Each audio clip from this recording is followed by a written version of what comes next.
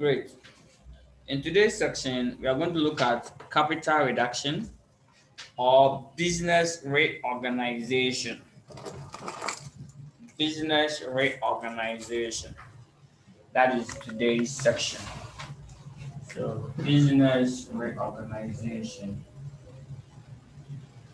Business reorganization. Good. Only known as capital reduction. Right. Now, business reconstruction. Normally, in organization, when things are getting tough, when transaction become complex, trading become tough, competition is high, and your going concern is not at stake, then the organization have two options. Yes, either you have to fold up or reconstruct your capital base. That is it. Okay. Now, a struggling company or a failing company have two options. Yes. The same way every student to have two options.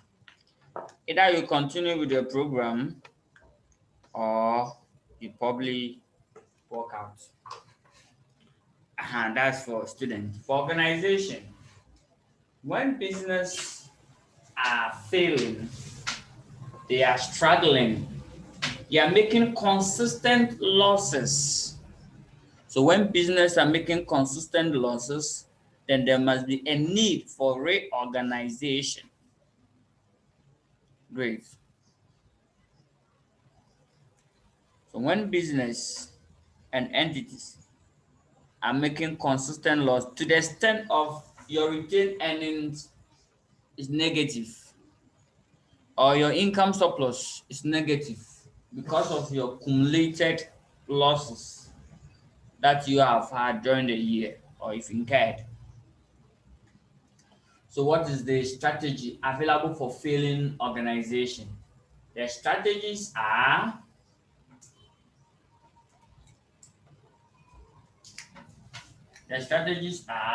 number one. So strategies available. Number one on the list, you liquidate. So that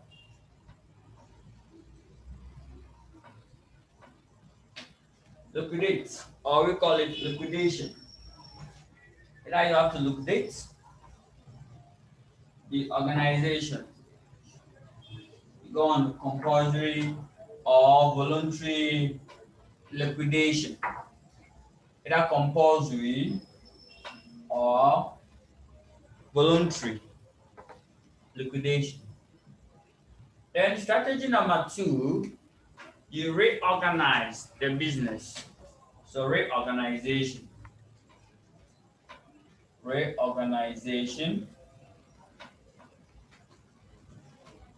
That's what we mean by capital reduction. So basically, so it means that you should know how to determine the effects on these two strategies on the organization's financial position. Good.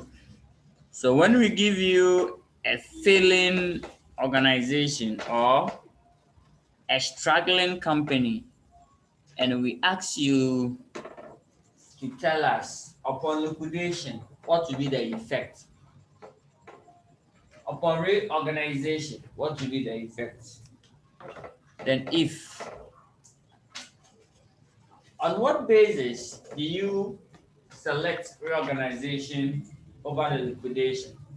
Liquidation simply means you are going to cease business. You are going to shut down with business. You are going to sell the business, then you are done. Now, you only have to compare the losses. If you should shut down the business, the loss will be, let's say, 500. All of them you are going to lose. All of them. Yes, all of them you have to lose something. So reorganization to maybe the loss is 600. Immediately we should liquidate because we say liquidation is what? Cheaper than reorganization. If I should liquidate right now, it will cost the organization 500 Ghana cedis. If you do reorganization, the loss will be 600. Oh, then we have to liquidate. So on this basis, these two strategies, you select the preferred one and depend on the loss that you are going to derive, then you are done. Okay. So that is the liquidation and reorganization. Now the reorganization, there are two types of the reorganization. We have the internal reorganization, and as usual, we have what? External. Now, internal simple means we are doing everything by ourselves. So we are just using internal measures to reduce our capital base. So that's what also we call it capital reduction. Capital reduction. Good. So the reorganization is just a strategy adopted by a struggling or failing company to turn around their position. Good. Internal reorganization. Here, we only use sacrifices, internal. So we call some of the stakeholders and tell them that, please, can you sacrifice some part of your amount? So if maybe we are owing a bank 200,000, if that loan is not secured, you can call the bank. Please, can you lose 10,000 of this money for us? In fact, we are struggling. We go to shareholders. Shareholders, the company belongs to you. Can you also cancel part of your investment? Preference shareholders, can you also do the same? Creditors, can you also do the same? Yes. Receivable, please come and pay our money. All of them. So that's the internal reorganization. For that one, you do everything by yourself. In fact, we normally call it the using the double entry, just reducing the capital base of the organization. That's all. Reducing the capital base to suit the current position. External reorganization. That one is done through acquisition and merger. So acquisition, you go and acquire another company. Acquisition or merger. So like Ethel Tigo. Good. So if you are struggling, you are failing, you go and join some company that is doing well to absorb some of your failure or some of your losses for you so that to clean it, to clean the losses. So that is the external. However, there's good news. Your exam under capital reduction focuses on internal. So external is not part of our syllabus. That's the good news. Acquisition measures in terms of business reorganization is not part. Rather, it's in the business valuation. So this is where they can business valuation. Okay. So basically, that is it. So we are done. Now, how do you look at the reorganization? So first of all, pick question on liquidation, how to determine the position, what will happen upon liquidation. Then from there we will ask, come back again, then we start with the reorganization. Then we look at the exam focus. Good. For liquidation, it's a must. Almost all questions that come on capital reduction, liquidation should be part, or most often it will be part. So learning liquidation is of great importance. Okay, so that is it. Now liquidation. Liquidation simple means we are selling everything that we have and we are using it to pay that of the amount that which we owe. That is all. We are going to sell all business assets, use it to pay all our liabilities. So let's see liquidation. Selling all the assets of the company and use it to pay all liabilities. So we sell all the assets of the organization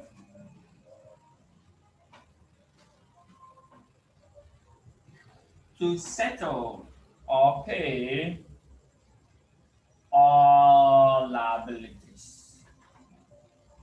All liabilities. And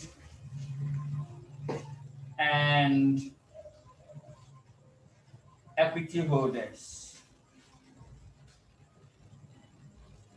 Equity holders in order. In order. Yes. The payment we have order. That's all. So let's see. There's a structure for it. So let's go through the structure. Then that's all. Okay. This is summary. Now, the liquidation. We prepare it called in a 9 statement. That we call it what? Statement of liquidation. So if you prepare statements of liquidation, this is how the statement of liquidation will be. You start from the proceeds. When you sell the assets, how much you realized from the sale of all the assets. So all the assets, the proceeds, starting from all the PPs, how much you realized from it, you bring it there. Your inventory, all the assets of the organization, your receivable, all of them. Add it to cash. That is all. You put all of them together, this is the total proceeds, which must be shared. So call it total proceeds. So sell all. In fact, liquidation, there are 2 types of liquidation. We have the compulsory liquidation and we have the voluntary or the private liquidation. Liquidation simply means we are ending our business successfully or sometimes not successfully. Like the compulsory liquidation in Ghana here, it occurs when the Registrar General or the court realize that the company is insolvent.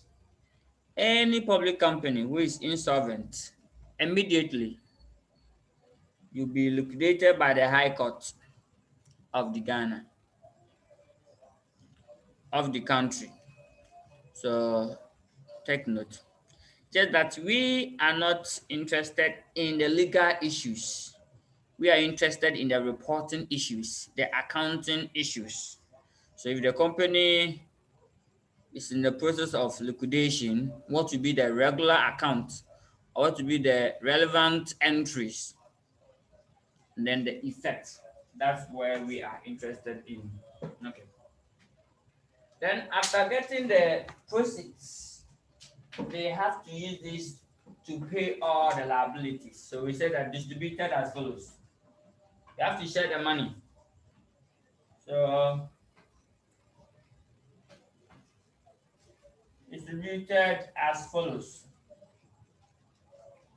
Please and please again.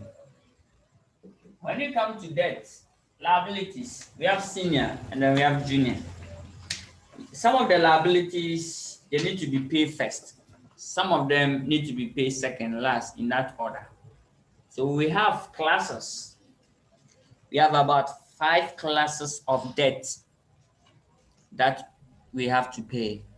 5 classes of debt.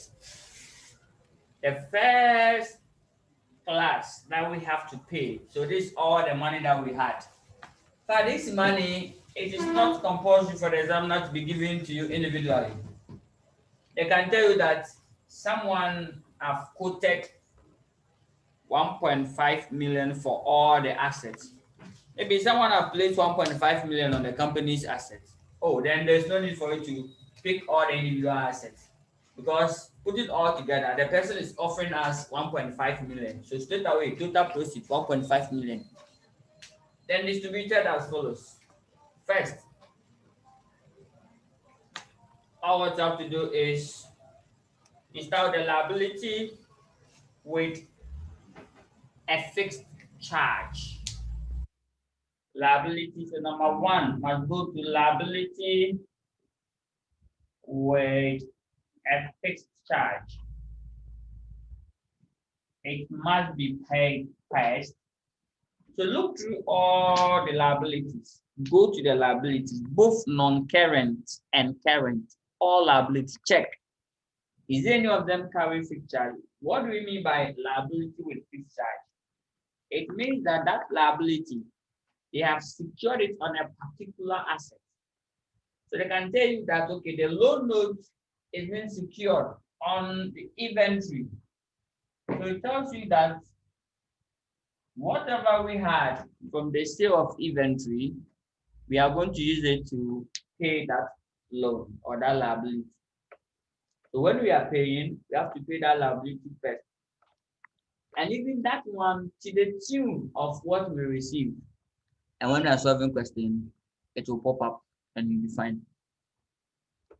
The second person on the list that we have to pay is I normally call it receiver's money. That's the cost of liquidation or liquidation expenses.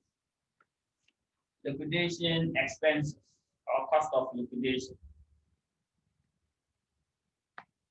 Liquidation expenses. That's the number 2. I call it receiver's money. It must be paid second. While the company is struggling, when it comes, we take this amount second. Number 3, we have what we call preferential liabilities. Preferential liabilities.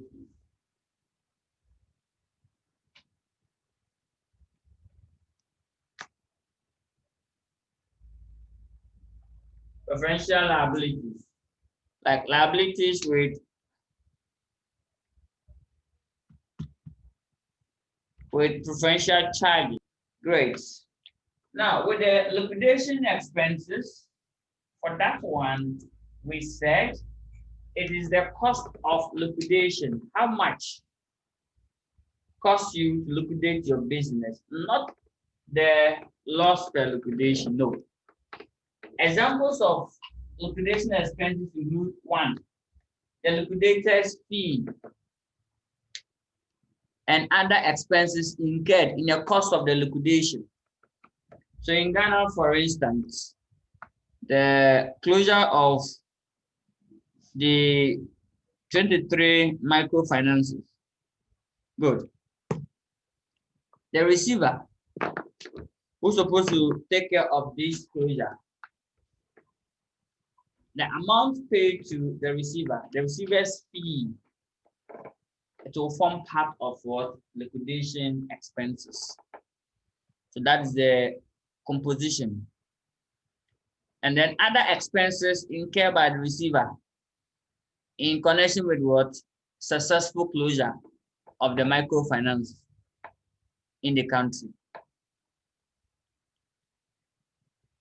Okay, good. Great. Okay, great. Before we move on, there's a question here. The two types of liquidation. Okay. We have private liquidation,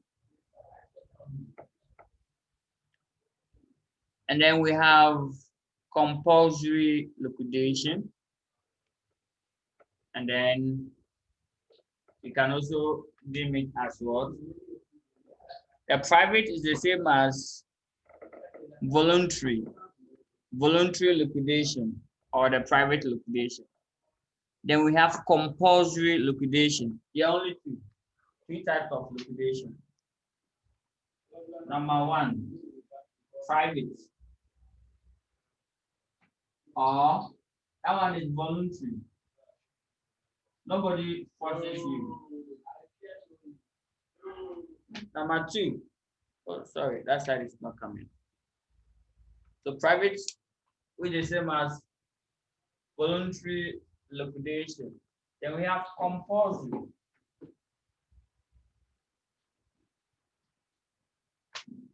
Compulsory liquidation.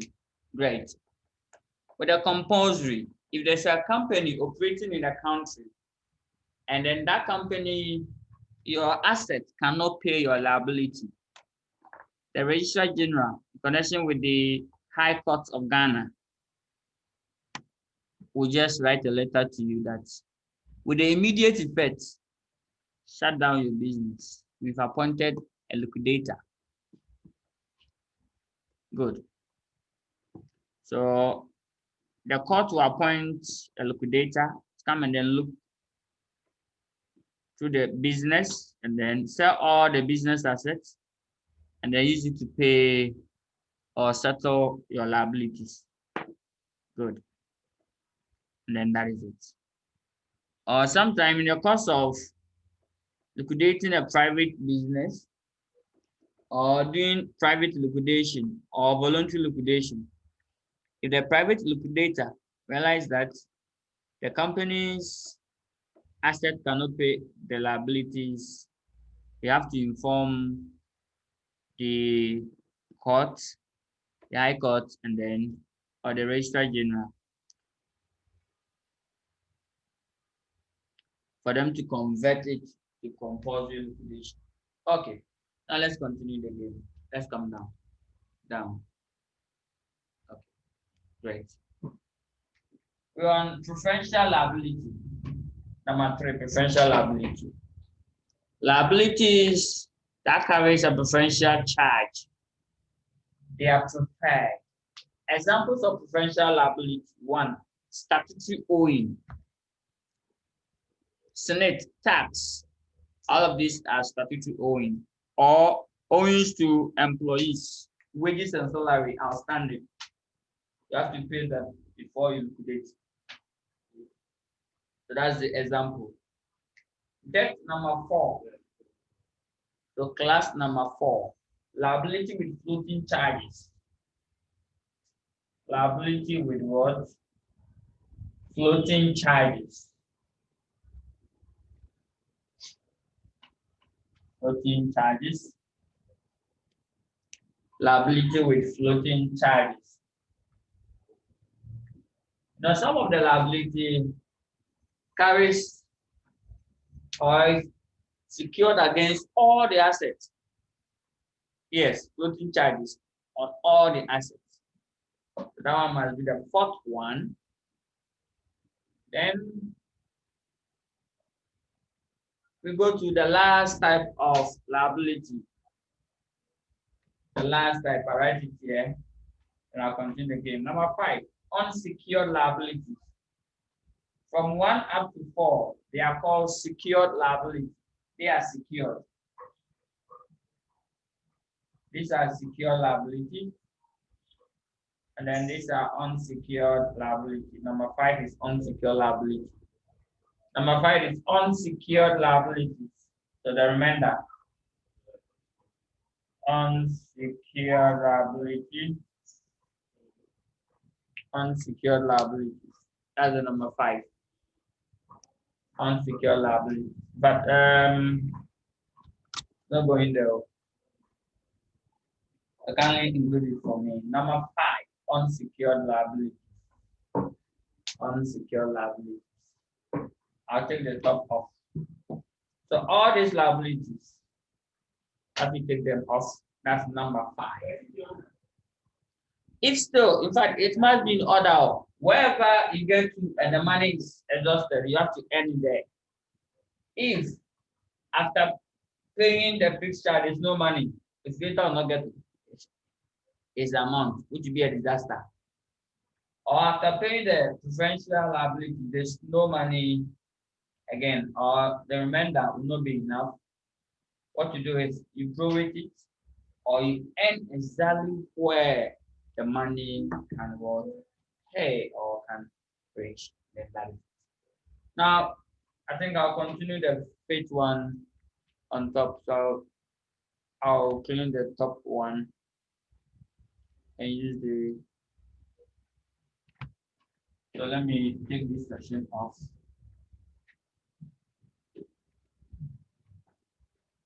So assume that this is number 5, unsecured liability. Unsecured liabilities, right? Number 5, unsecured liabilities. Examples of unsecured liabilities: trade payables and accruals, or any other liabilities. 2 of them. So list all of them here. And the second currency, you put your final answer there. You put the final answer. So underline this one, push it here. Take it off from the proceeds. Then we say balance left for preference and ordinary shareholders. So balance left for who? Preference and ordinary shareholders. And next line, the 6th person, if there's money, preference shareholders, they will take their money. Good. Whatever remains, that one we don't share, give it to the ordinary shareholders. So the balance left must go to the ordinary shareholders. They take the last position and the last amount. We are done. Now let's back it with illustration. Then we are done with the game. The materials have been uploaded on the platform for you, and I have a lot of questions which are good for practice. So let's kindly use that, and then everything will be fine. Okay. So that is it.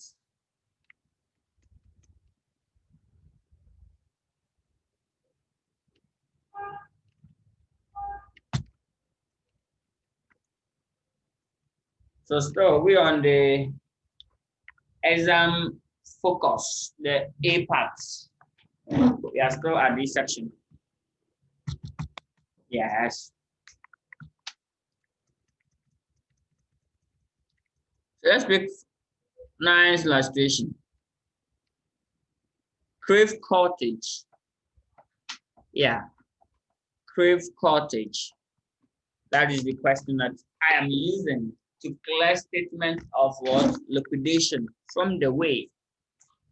But we are solving questions. Let's go to the requirement to avoid deviation.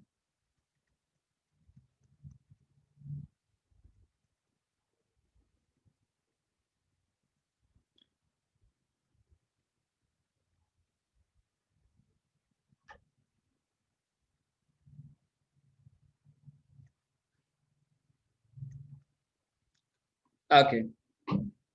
So prepare a statement to advise the position of each of the key stakeholder in the event that Crave Cottage Industry Limited winds up immediately, winds up or liquidates or fold up.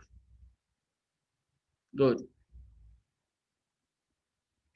So that is it. Now let's see the game. Let's start from the top. Crave Cottage Industry Limited has been in a successful business for the past 10 years. Following the retirement of its first managing director, who also doubled as the majority shareholder, poor management has plunged the company into losses, which is potentially eroding the capital of the company. The statement of financial position of the company as at 31st December 2015 is given below. So they are there. Have you seen the income surplus here? It's negative, right? That suggests that the company is what? Struggling. Because if your income surplus, your retained earnings is negative, that means you've made consistent losses, which has exhausted all your income surplus, giving negative balance. So you have to reconstruct or you have to liquidate. Because if you don't liquidate, the losses will couple and it will be more.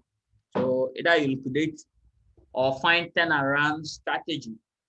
We are now interested in what? Liquidation. Good.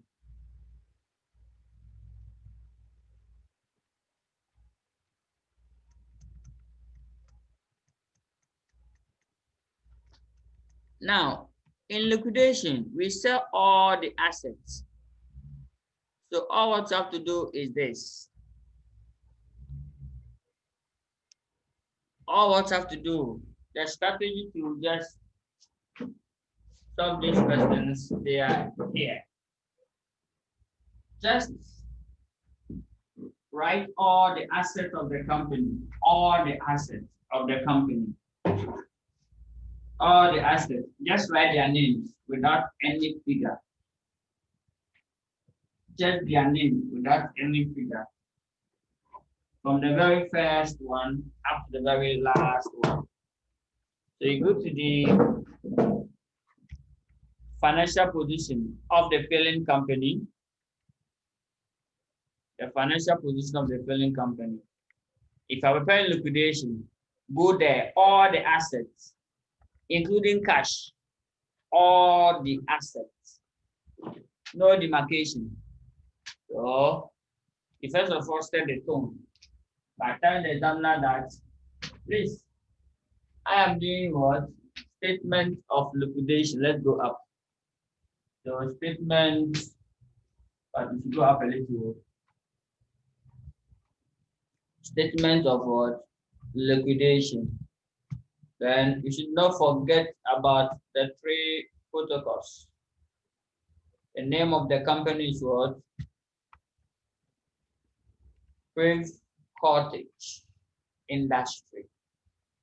So that is it. I tell the examiner that this one is who? Crave Cottage Industry Limited. And align it nicely. The name of the company. Then I'll tell the examiner that I'm preparing statement of liquidation. Statement of liquidation.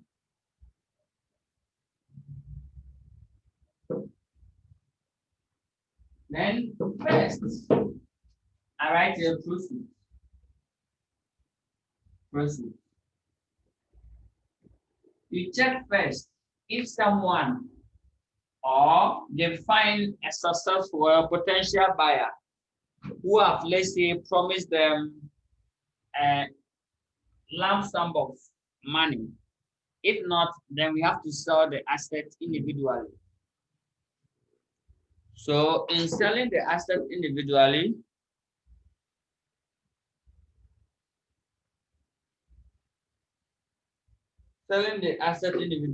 we have some items that we have to select, and we will go through all of them. Okay. Now,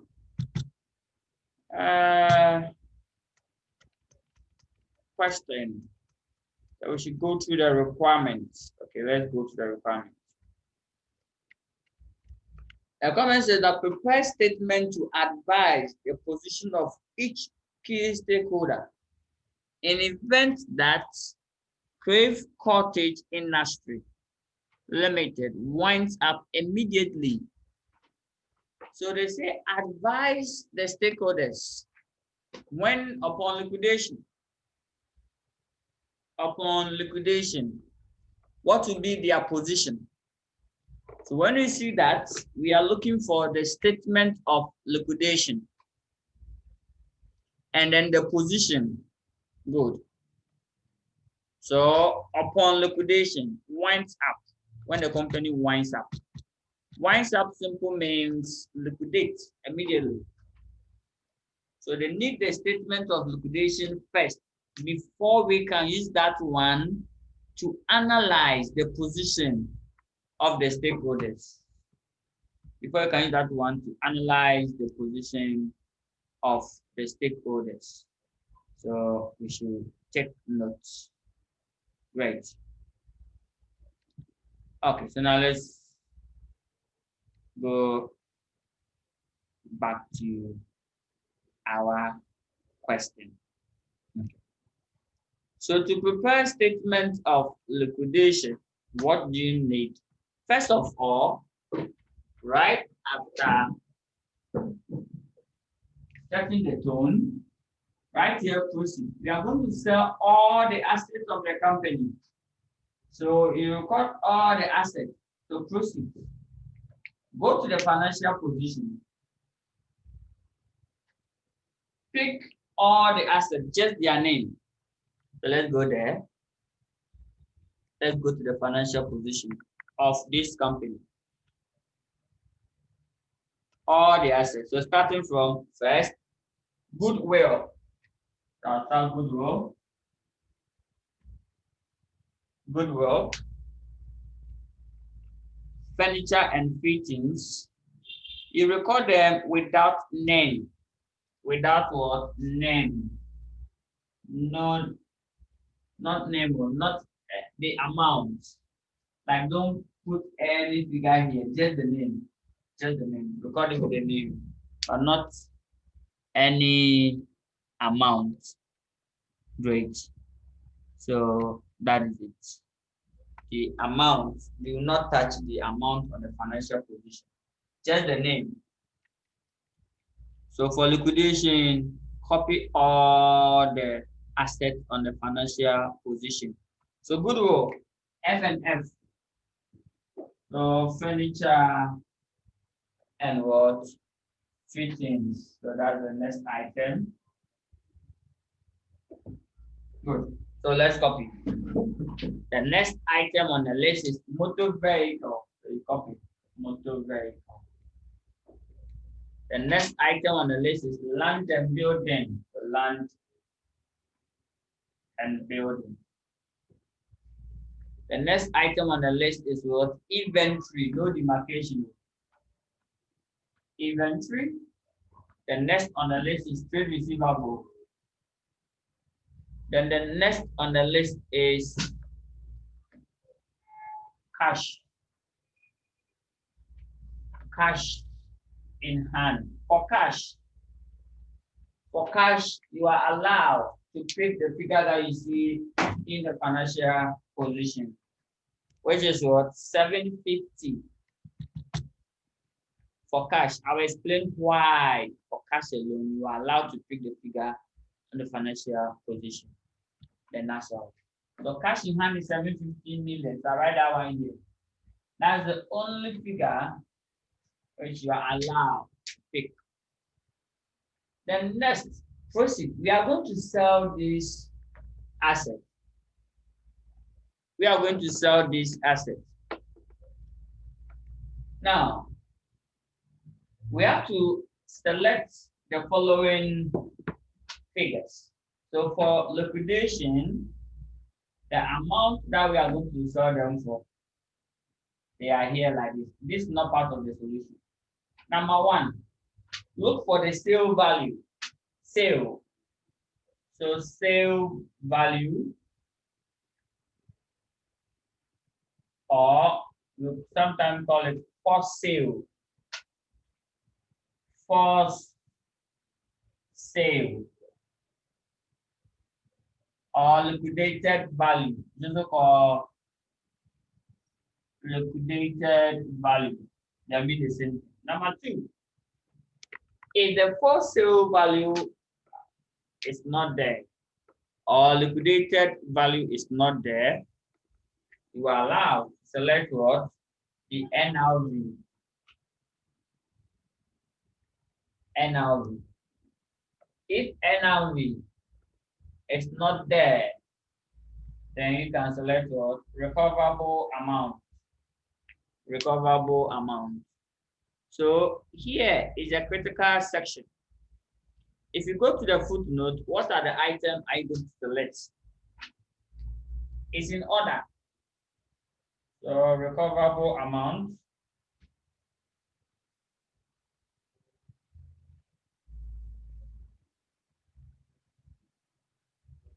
Recoverable amount. Then number 4. If recoverable amount is not there, then you can select this item, value in use. Value in use,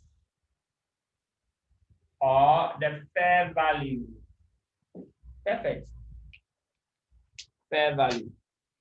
Please, this is very important. If you go, and then there's first sale value, and there's NRV, and you come and select NRV, you are wrong. Take note. You have to select what? The first sale value, because the first one on the list. Why? You are selling the assets. So if you're going to sell the asset, you know, upon liquidation, in fact, liquidation is not a present situation at all. Asset that some organizations have used their lifetime savings to acquire, but upon liquidation, you sell them at lower value. So that's what we call it first sale or liquidated value.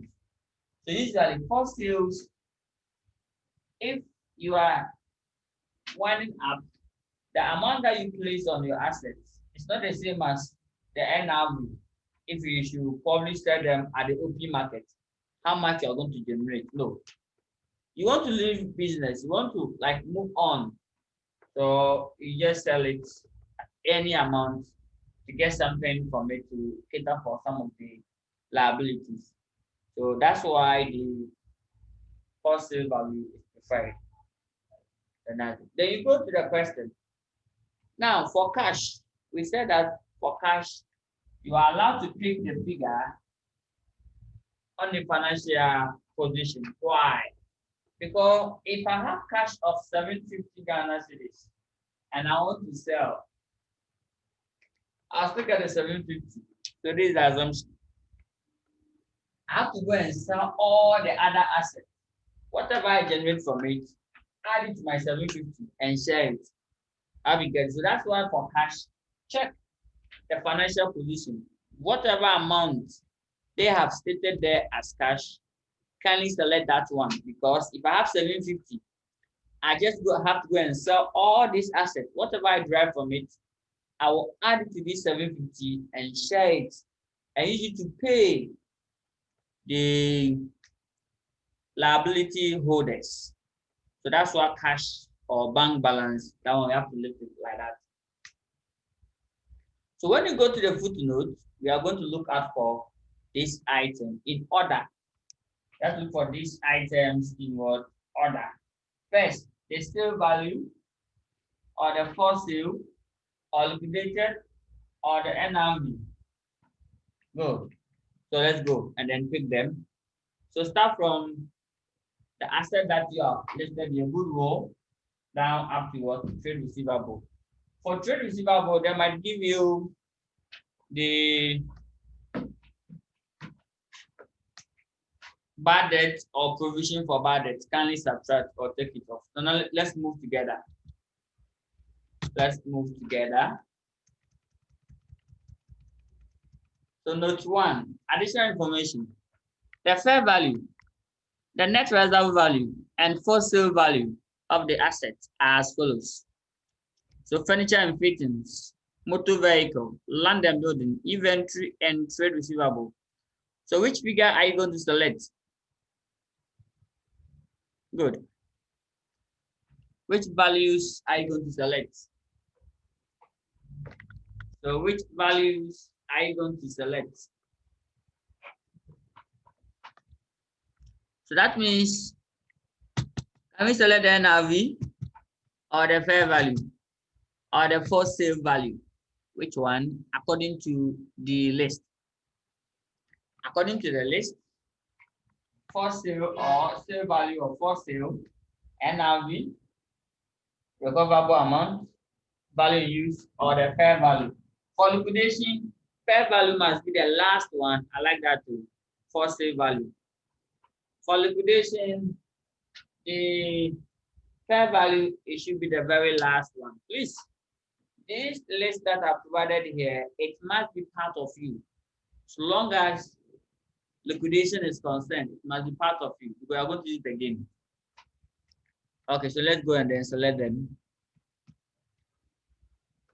So you're going to select the first sale value as you correctly stated it here for us. Sorry, good.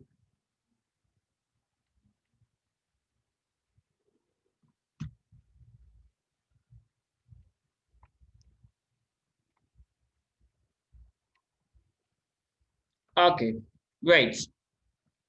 So it means that the for sale value of furniture and fittings is 27,000. Motor vehicle, like that.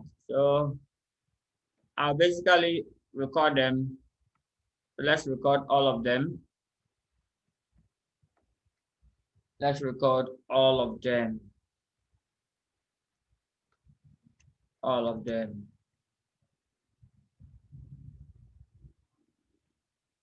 Okay. So let's see.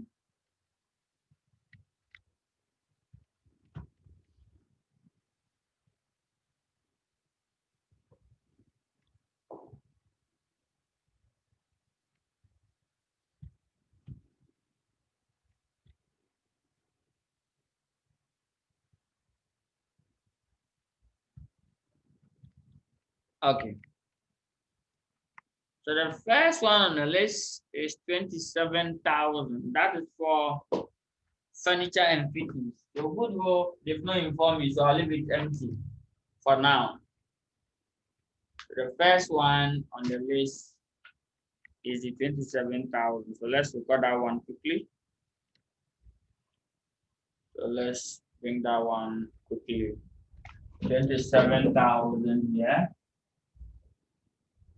The next item on the list is motor vehicle, which they had 67,500. So 67,500. So the first sale value. The next on the list happened to be land and building. Yes, they have even arranged it for us nicely. 26,250. So 26,250. The next on the list, inventory. 10,950. 10,950. Finally, receivable, trade receivable. Don't forget that sometimes there'll be bad debts and then provision for bad debt. So that's 7,500. So these are the proceeds, except that of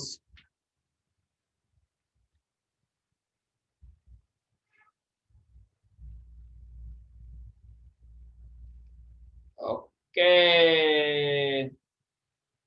Great. That's page 5.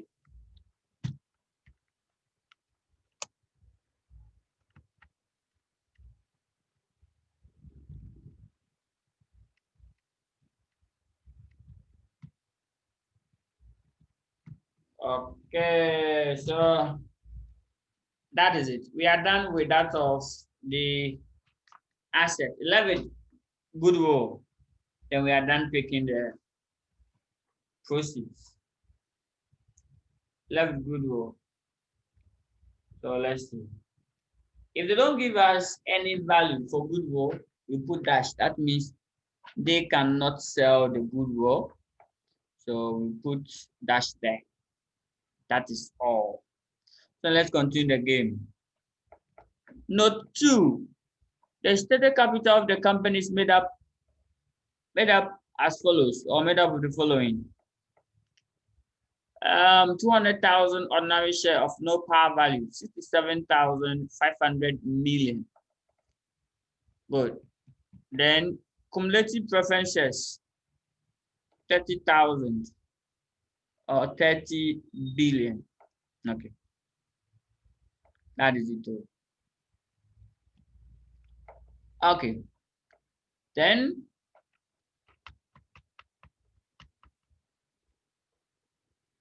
note 3, the cost of winding up is estimated to be 21,300 million. Okay, so that's 21.3 billion. The bank overdraft is secured by a floating charge on the assets of the company, whilst 18% debenture are secured on furniture and freight. The preference dividend and interest on debenture are 2 years in arrears. However, no provision has been made for those in the financial statement. The trade payable includes an amount of 7,500 million owing to the tax authorities.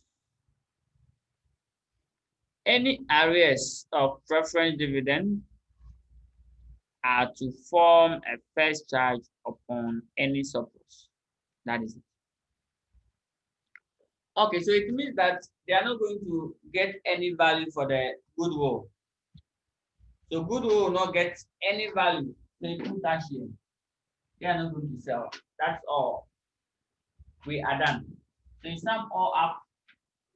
So kindly sum it up for us so that we know the total proceeds and we start the distribution. So what do you get if you sum them up? So then right here, total proceeds distributed as follows. Distributed as what?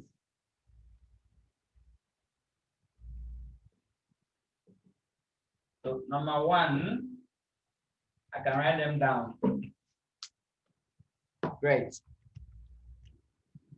Kindly let me, yes. So therefore it will be 139,000. 139,950. That is the total proceeds. We are going to share the money. So receiver sold all the assets and he had 139 from the company's assets. So the receiver must share. But okay, so first on the list, is there any liability with a fixed charge? Started examiner. Liability with what? A fixed charge.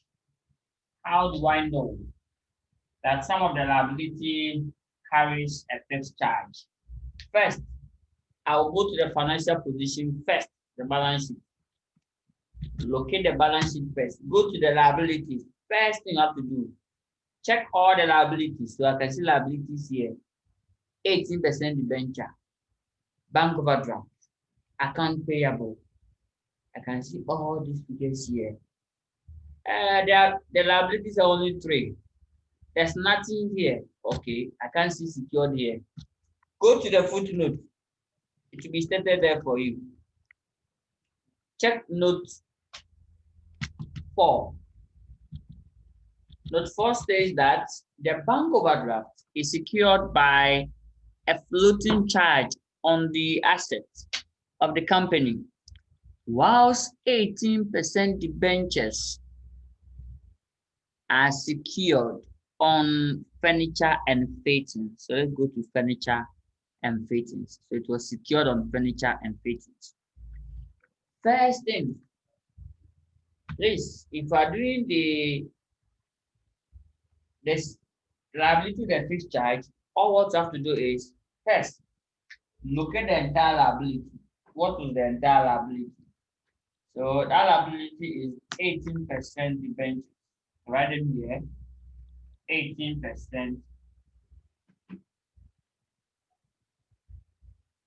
debentures. Go to the financial position and get the amount first. Go to the financial position and get the amount. What is the amount? 18% debentures is 30,000. Wow. 18% debenture is 30,000. Then you come down and write the 30,000 somewhere and ask yourself, this 18% debenture, it carries a fixed charge. This is the interpretation. The bank who gave them this money said that they are securing that debt on their fixtures and furnitures, so that in event of liquidation, whatever they will realize from the furniture and fittings should be used to settle this debt. That is it. But unfortunately for the bank, here they sold the furniture for 27,000, which is not enough to pay this 30,000. So what do we do? So for now, they can only take what? 27,000. So I record 27,000 here. Why? Because when we sold the collateral or the assets, we had only 27. Even though the debt is 30, we can only pay. Because this is the issue.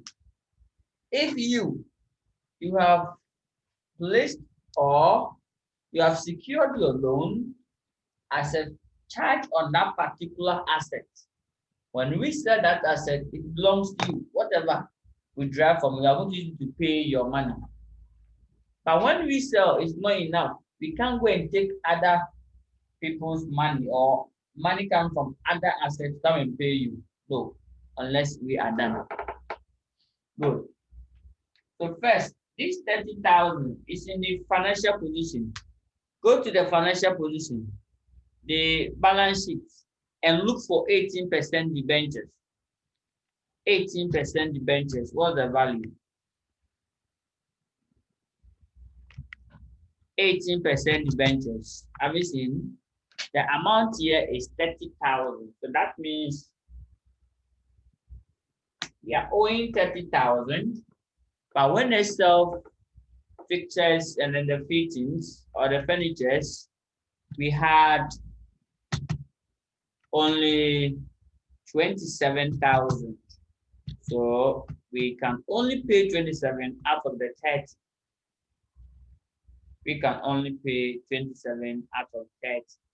So the remainder, we have to step him down as what? Unsecured. So the remainder will become what? Unsecured. So when you are paying the unsecured liability, we will call you to come and form part of the queue. For now, they will only pay the secured ones. You only secure it against furniture, and we had only 30,000. So that is it. We can only pay you. So we only had 27. So we can only pay you the 27. The next on the list, number 2. Number 2.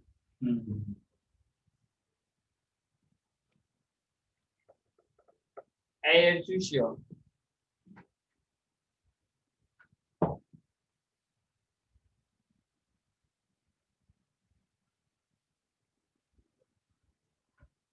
Okay, so number two be what? Liquidation expenses or cost of liquidation. So liquidation expenses. I'm going to search for it in the question book. What are the liquidation expenses?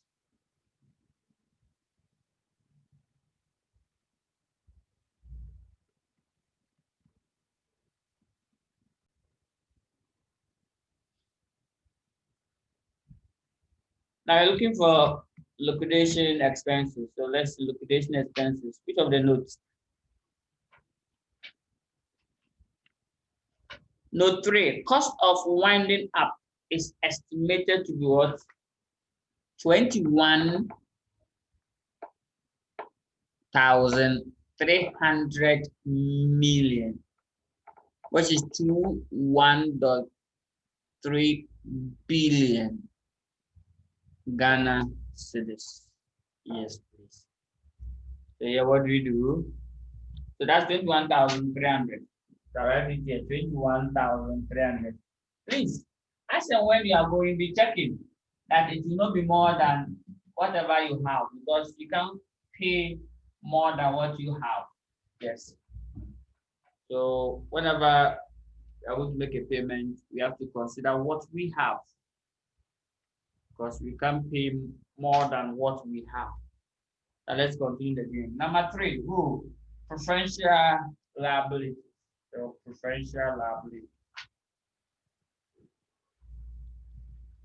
Preferential liabilities. Example of preferential liabilities. Liability, they have a preferential treatment. Number 1, statutory owings such as tax, senate, and employees, wages and salary owing to employees, or any other statutory owings or liabilities. So let's see in this question. And one of the notes, note 6, stated that the trade payable include an amount of 7,500 million owing to the tax authorities. So it makes that amount what? Statutory owings, which will be part of the preferential liability.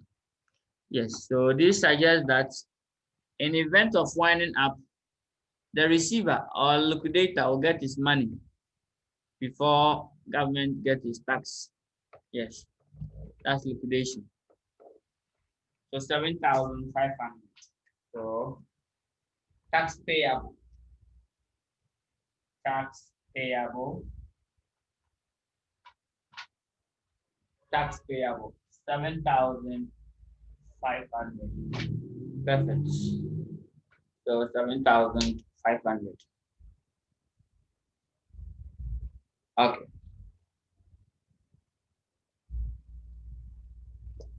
Then we continue the game. Please, I want to take the top, then continue from there. I want to take the top and continue from there.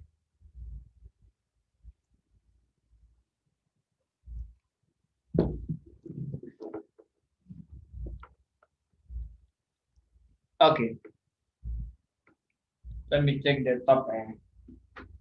Yeah, going, gone. I hope it will not confuse you. No, it will not confuse you at all. Like I'm continuing, but the space left there.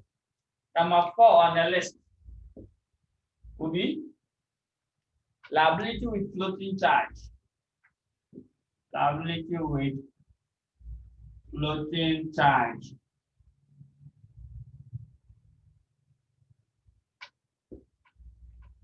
Our line is go to the question. Which of the liability carries a floating charge on the asset? So the same footnote.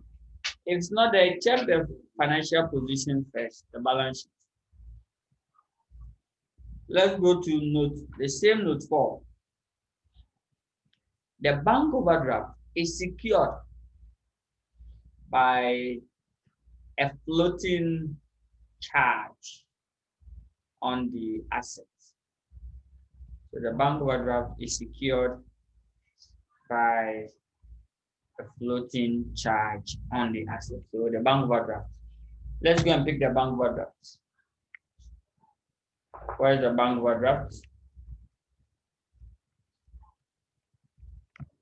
Bank overdraft is here. 45,750.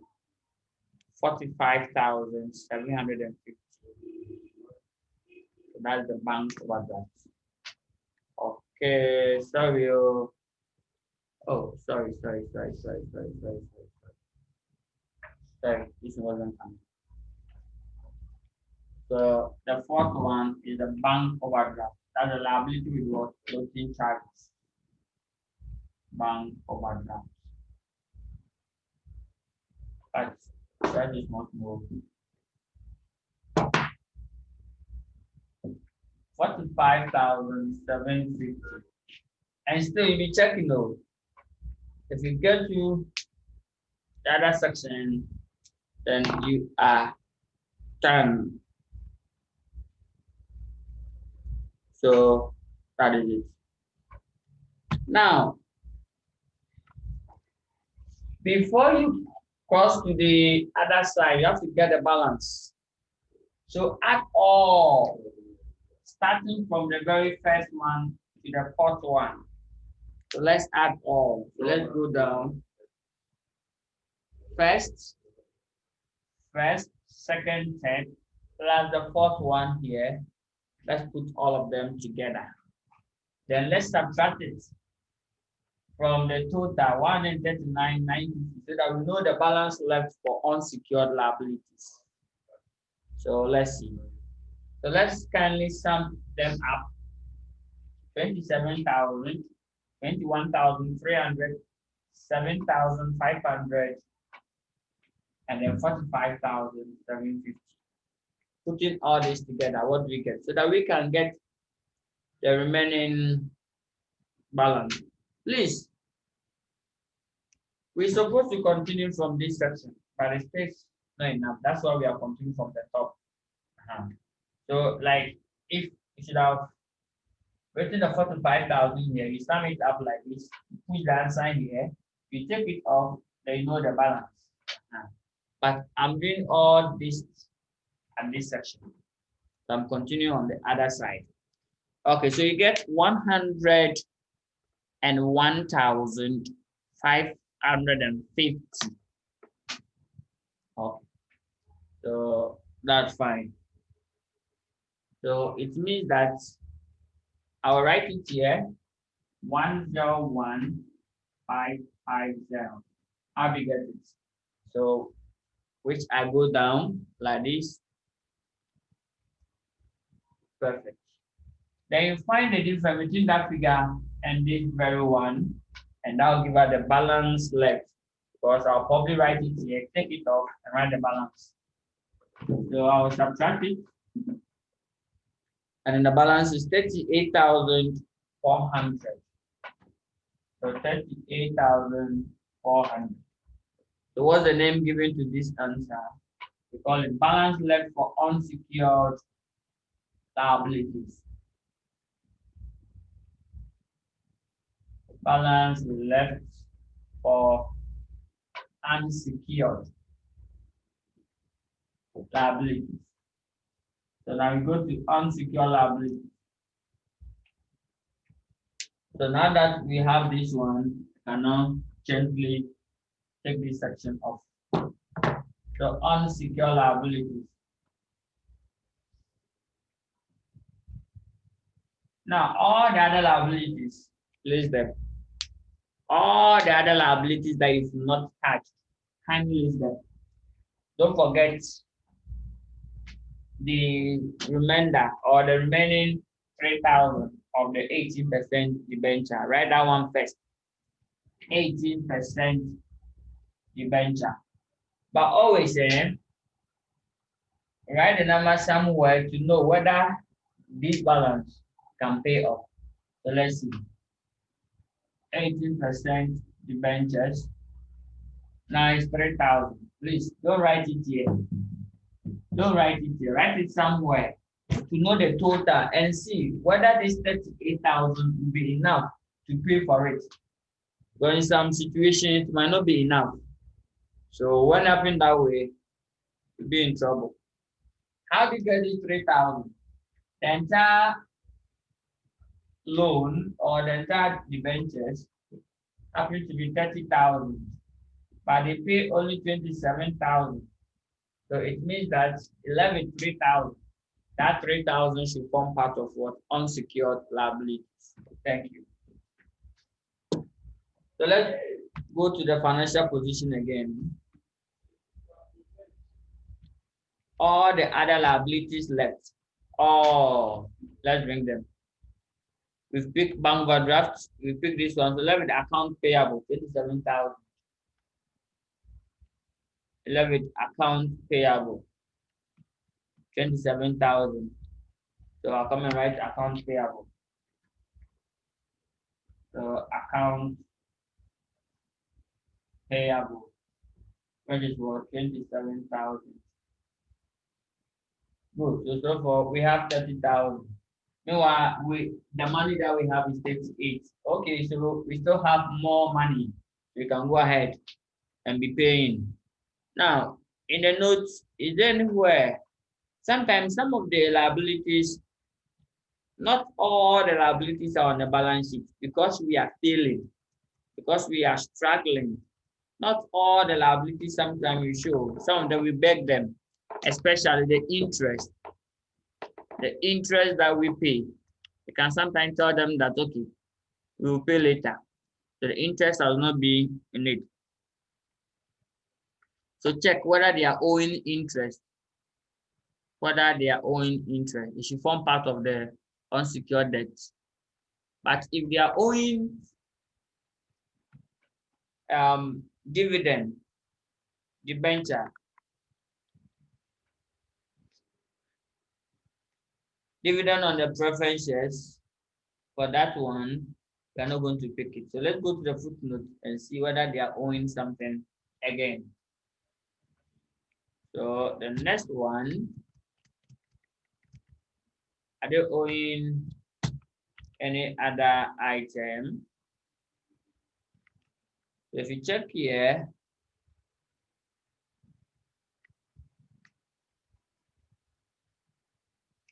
they said that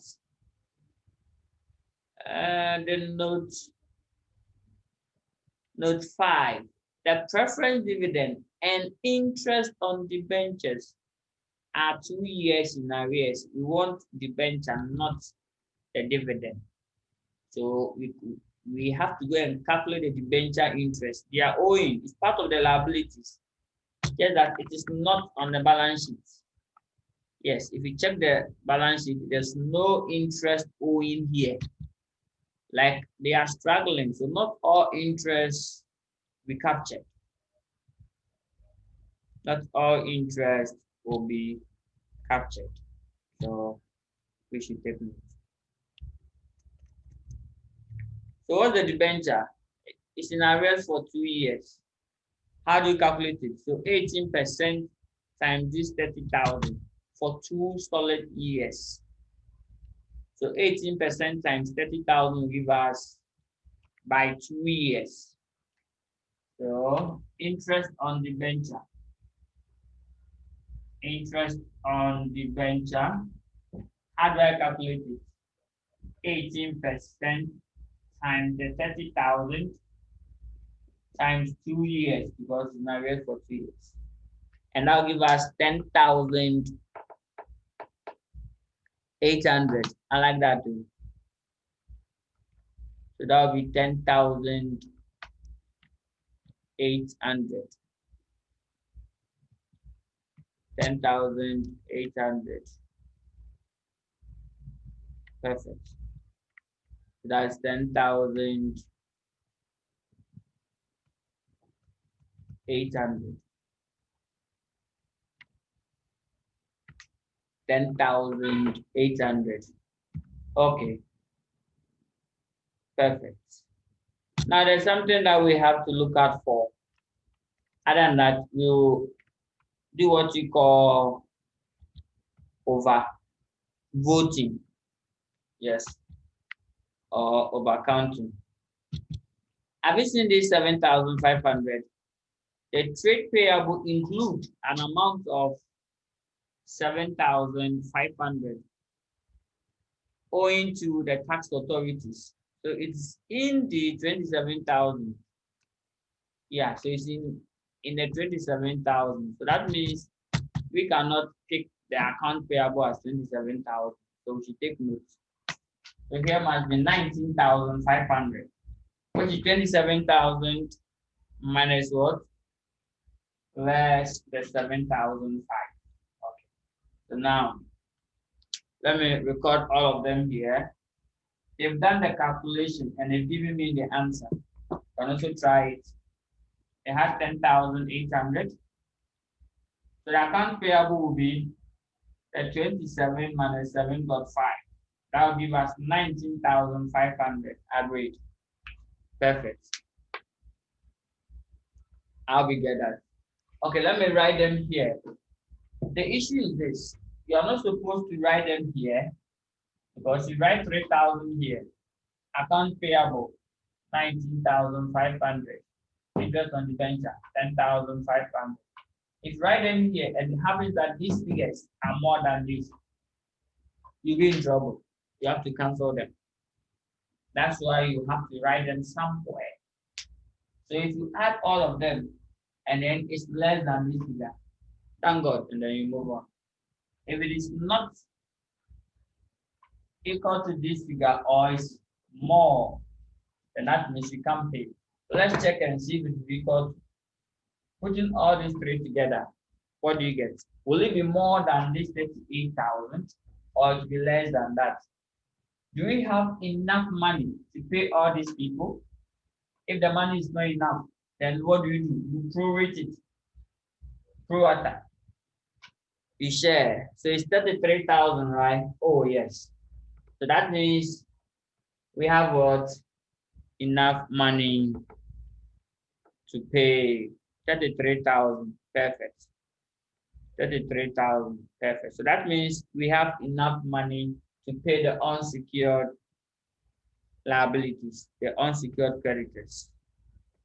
We have enough money to pay the unsecured creditors. It means that we have enough money to pay the unsecured creditors. We have enough money. The interest on the debenture is it 10,800 or 10,005? Interest on the debenture. The interest on the debenture should be 10,800, right? Okay. Then we are done. So that is the end, or the almost the end of this. But here you have to show workings. All of this, none of them is free. Provide working. For instance, this one, the working will be 30,000 minus 27,000. That will give us this answer. Account payable. The workings will be the 27,000 less 7,500. Interest on the debenture. The workings will be 18% times 30,000 times 2 years. And I think that one is 10,800. So it's more than that. You put all this together, 10,800. So I've added 300. So that'll be 3 and plenty trace. So 33,300. Agreed. 33,300. I've made here 10,800 because 10,800. Then we take this section off from here. Okay, agreed. Kindly confirm for me. Okay, so 333 0. Then we take it off. So this balance is available to ordinary and the preference shareholders. So available. So whatever remains, call it available. Available to preference and ordinary shareholders. That's what they are going to receive. So that is it.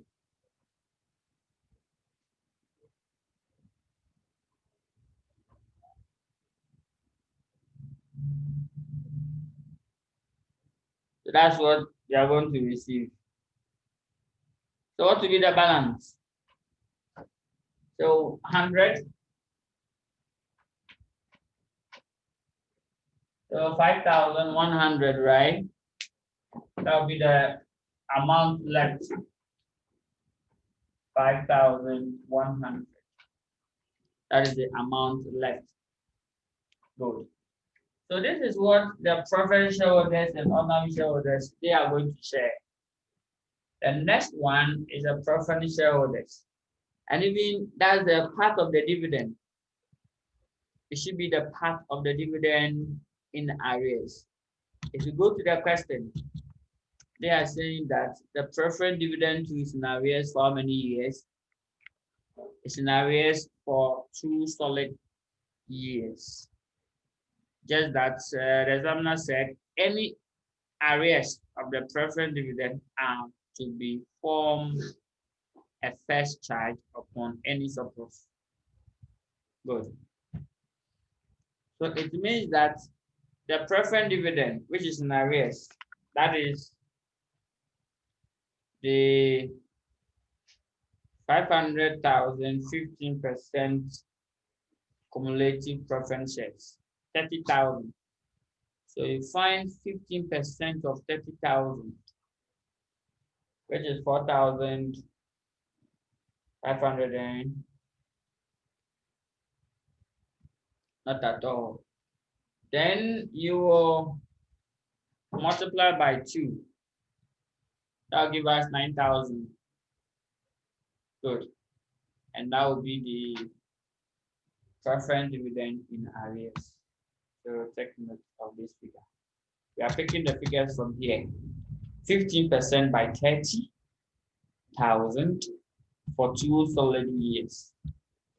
But you check, if that answer is more than this, that's what we can give them over. That is what we can give them. So now write your preference shares.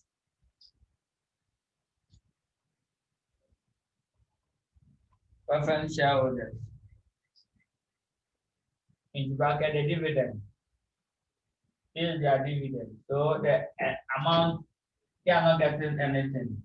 Just bring the same amount here. Why are you bringing the same amount? Because when you do the calculation, the preferred dividend arrears, it will be 15% times 30,000 times 2 years. So that will give us 9,000, right? It will be 9,000 if we are to find for the interest or the dividend on the preference shares. Great. So the dividend is 9,000, but the money left was 5,800. So they are getting only 5,100. The entire amount, they are losing everything. So whatever remains, please give it to the ordinary shareholders. Whatever remains, so you dash. So that means the ordinary shareholders, they are getting nothing. They are receiving 0. So right here, ordinary shareholders.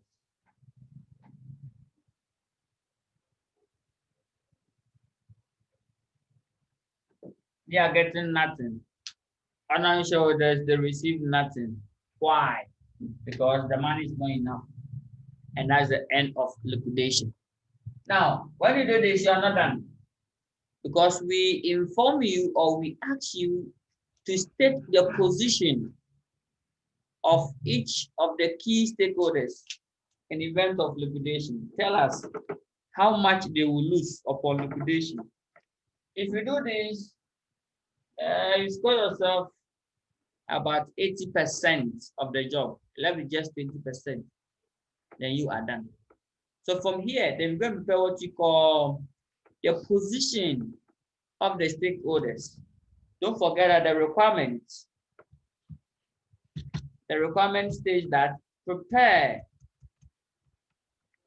a statement to advise the position of each of the key stakeholders. We have not prepared that statement yet.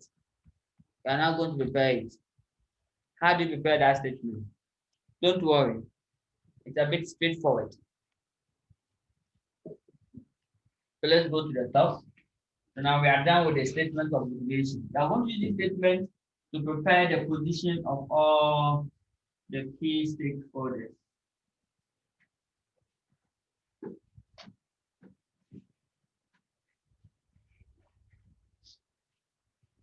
I hope you have the figures with you. I'll call them. So kindly give it to me when I call the figures. Okay.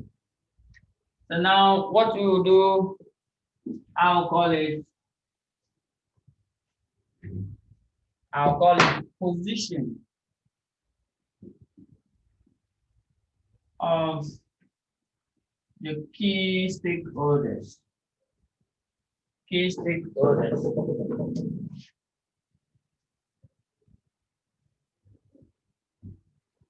Good. Key stakeholders. Now the table, do it like this. Let the table be like this. Stakeholder.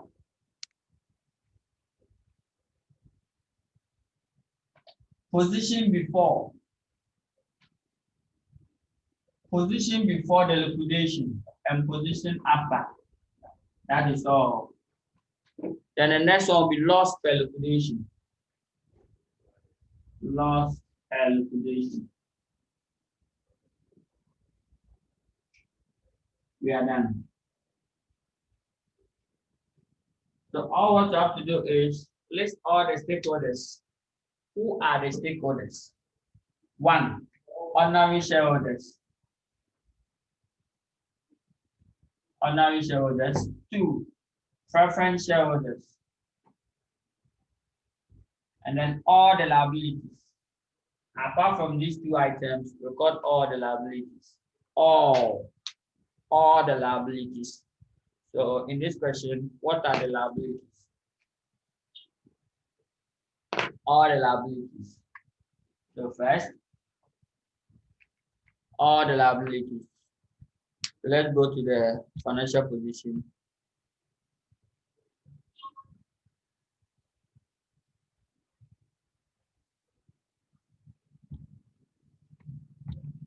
All the liabilities. So go to the financial position. 18% debenture, bank overdraft, and account payable. So here our third examiner, 18% debenture,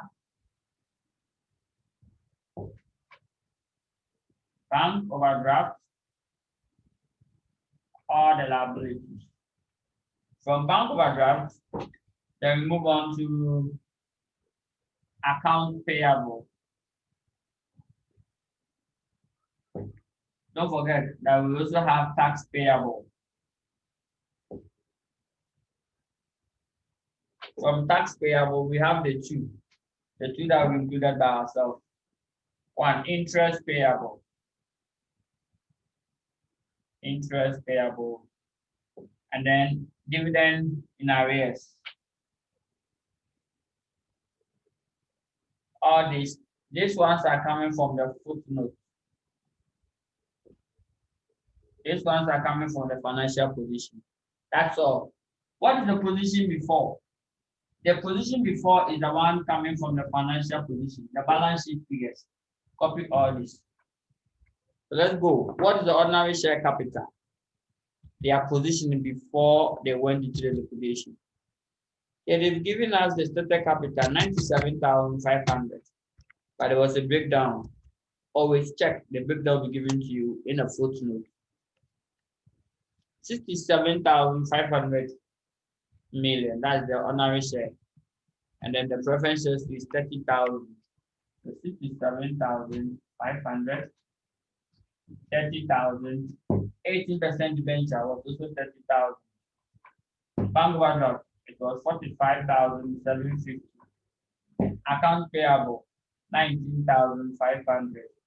Tax payable, 7,500. Interest payable, 10,800. Dividend payable, 9,000. Now, these two, where do we get these two from? 10,000 and 9,000.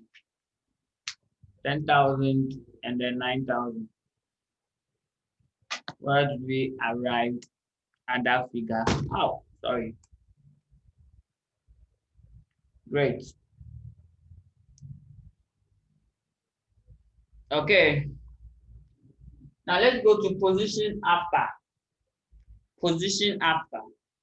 Position after is upon liquidation. How much are you giving them? Ordinary shareholders, they receive nothing. They didn't receive anything. Preference shareholders, we give them nothing. But the 18% debenture, they receive all their money. Why? If you check the statement of liquidation, if you add the one under the fixed charge plus the one under the unsecured, 87 plus 3, it will give us the 30,000 load. Bank overdraft, they receive all their money intact, you know. So these figures are the one that we are taking from the liquidation. Whatever amount you give them, that's what we are picking. Good. The amount that you give them. Okay, now let's see something here. If you go to account payable, they have their money intact. Tax payable, oh, they also have their money intact. What again? Interest payment, they also have their money intact. Dividend, give them only 5,100. Have you seen? Dividend, we give them 5,100. Now let's look at the loss. They have 67,500, but upon liquidation, we give them nothing. So it means that they are losing everything. So the loss for liquidation is 67,500. They are losing everything. Preference shareholders, they're also losing everything. Debenture holders, they are not losing anything. Bank overdraft, they are not losing anything. Empty, they are not losing anything. They are not losing anything. They are not losing anything. But these people, they are losing 9,000 minus 5,100. And that will give us 3,900. So it tells us that the dividend owing, they are going to lose 3,900. And that is it. So putting all together, what's the total loss per liquidation? The total loss per liquidation. Summing all this up will give us the loss per liquidation. That is the position. So now they can ask you that some of the key stakeholders, they are knowing that their position might be affected. So they call you to help them know their position upon liquidation. Oh, tell them, ordinary shareholders, upon liquidation, you are losing everything. Preference shareholders, you are losing everything. Bank overdraft or the 18% debentures, in fact, you are not losing anything. So when you sleep, when the company liquidates today, you get your money intact. That's the meaning. So when the company liquidates today, you get all your money. So don't need to worry. Can you sum all the losses up and get a total loss per liquidation? I am done with the statement of liquidation, how the liquidation should be prepared. If you have any question, kindly let me know. So the total loss upon liquidation is 101,400. Good. So that's the total loss upon liquidation. 101,400. Good. Yes. So when they ask you to advise the position, they can sometimes mention a key stakeholder.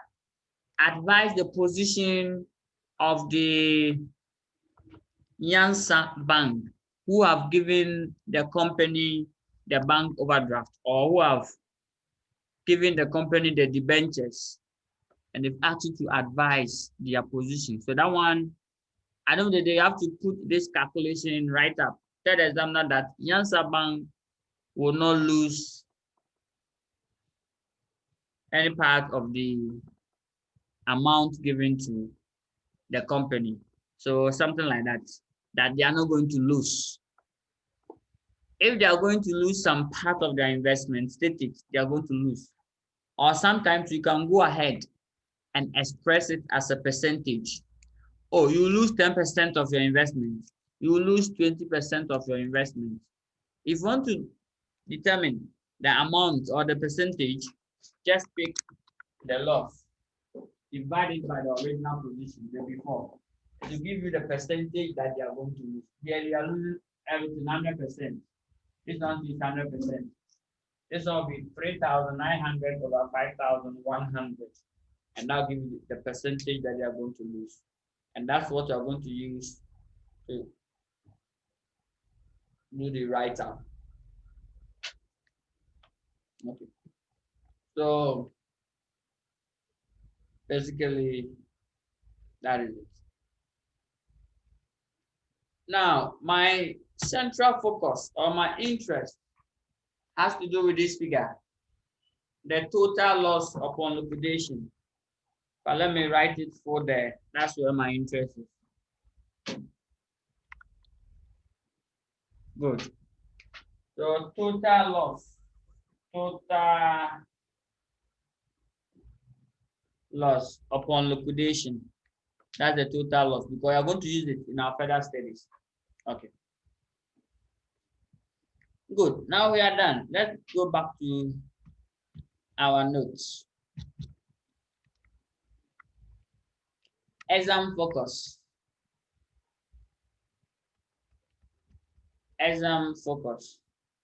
For those of you who want to read the acts, you can get it, the legal backing, on the section 75 to section 76. I think is there. Still on our exam focus.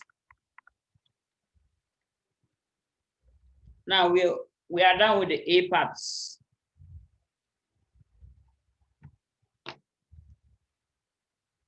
We are going to the B. We are going to do the business reorganization, reconstruction. So that's what we are going to look at for the business reconstruction. Okay. The business reconstruction.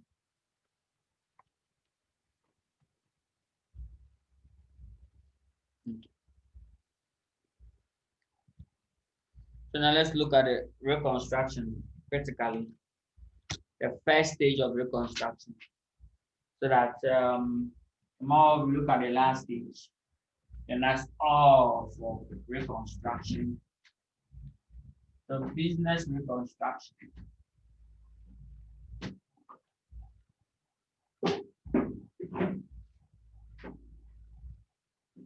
Sometimes, not even sometimes, always, liquidation is not a present moment or a good moment. So most business owners don't file for liquidation.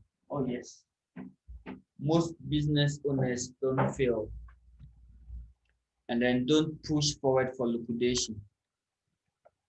Good. So there must be alternative. So we are the business reconstruction or capital reduction. So we are the business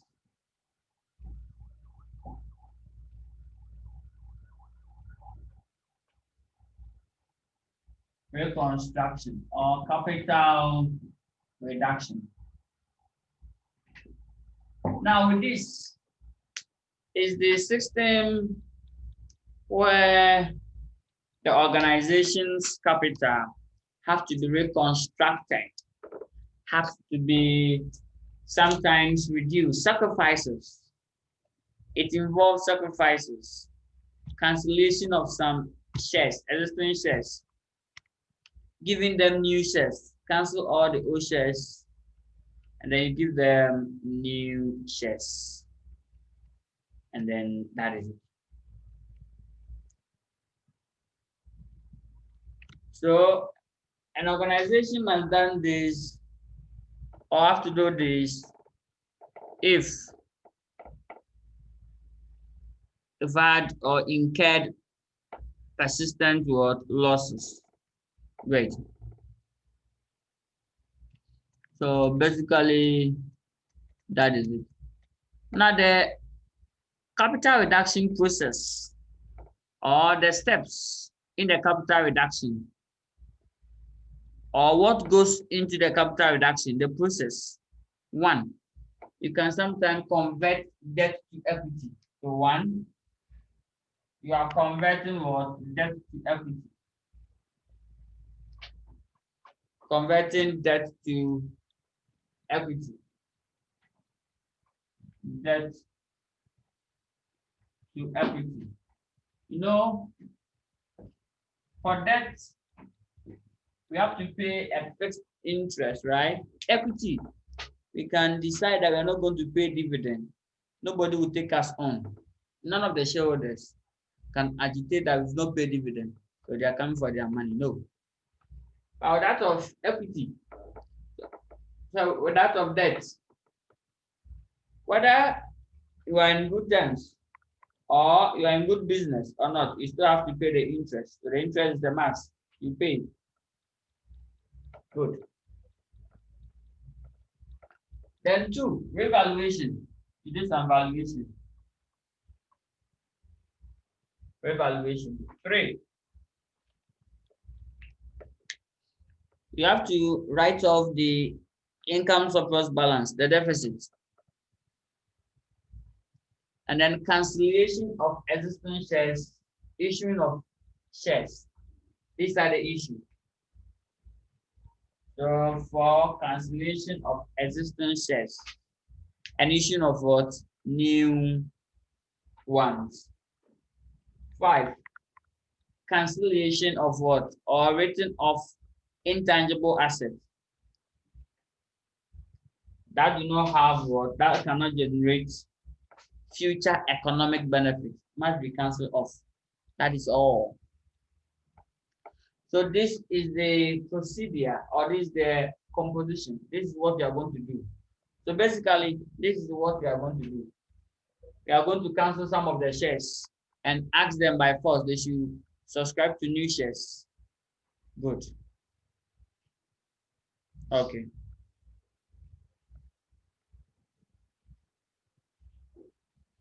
Great.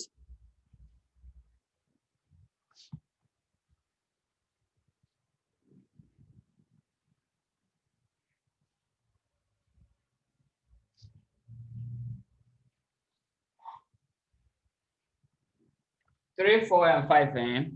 Good.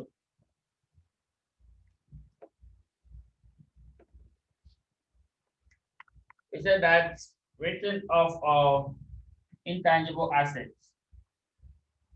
So written of intangible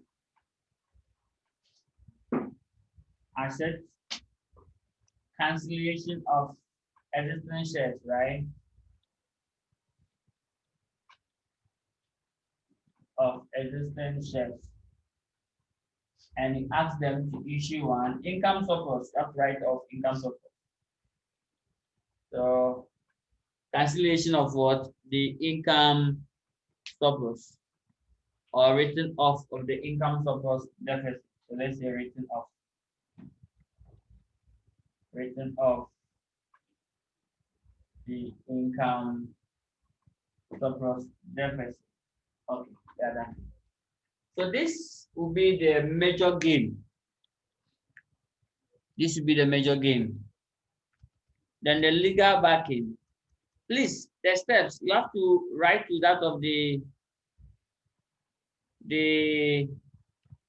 High Court. Yes, you have to obtain permit from the High Court. Yes, because you can't just turn up and say you are canceling somebody's investment with you. Someone are giving loan and tell the person that, please, I am struggling in business, making profit. So please, instead of me giving, or I'm going to give you just 20%, the rest cancel. Who understand? So take notes. Because other than that, if you don't do it well, some annoyed shareholder or user will take you on to the court, and the court might ask you to reverse everything. So you have to also take legal steps so that when they go or when they move, you won't find liable because you have complied with the legal requirement.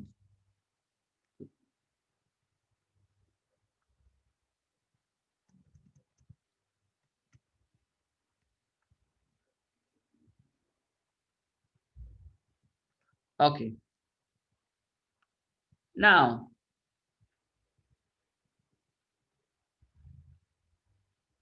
the issue is that first, the process that you have to go through before you do the capital reduction, before you reduce someone's capital base, the process. Basically, I've summarized them in 3 stages. So stage one, you have to pass what you call extraordinary general meeting. So in the extraordinary general meeting, bring it up, let the members approve. So let them approve. So there must be approval coming from who? The members.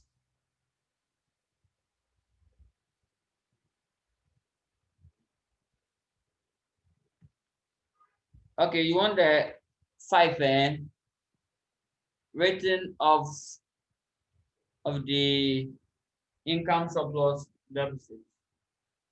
Rating of the income surplus deficit.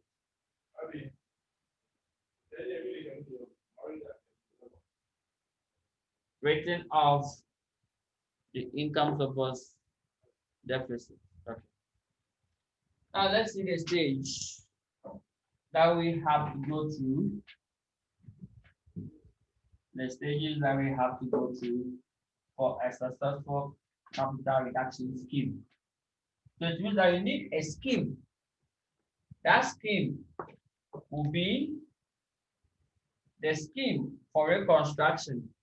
There must be a structure. So number 1, let the members approve.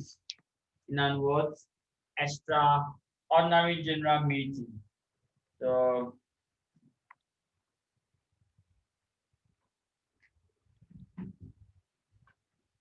an extraordinary general meeting so that the members will approve. So pass extraordinary general meeting for the approval. For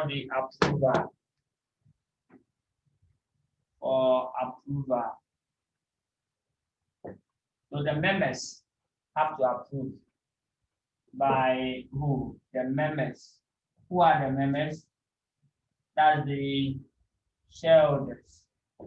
They have to agree, because if they don't agree, and you let them, or you cancel part of their investment, you'll be there and then they'll tell you that you should not continue with accounting. Yes. So that you not continue with your process. Number 2,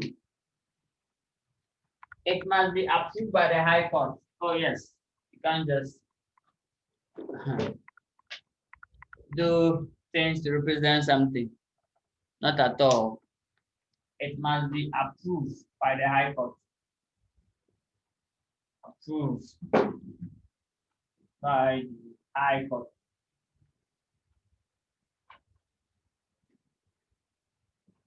Other than that, other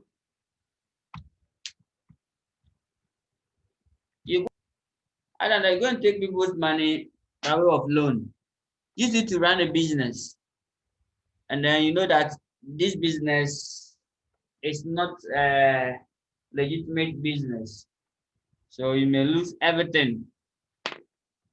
And you lost everything, and then now you are calling the shareholders. You are calling the shareholders to come and then bail you off.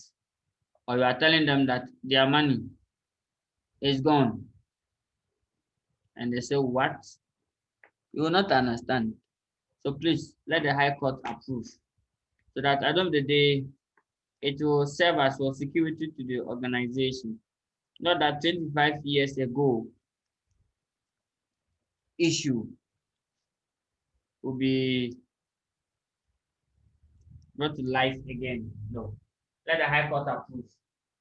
Let the High Court approve. First of all, let your shareholders approve it. Like what JJ said. He said that coup will be successful if the environment calls for it. Yes. So if the shareholders like it, it will be successful. If the shareholders do not like it, if the environment does not call for reconstruction and you force yourself, yes, you will not be successful. After the environment, let the High Court approve before you can start with your capital reduction. Then let's see. Now, seek the consent of the other stakeholders. That's the last step, then you are done. Seek the consent of other stakeholders. Seek the consent of other stakeholders.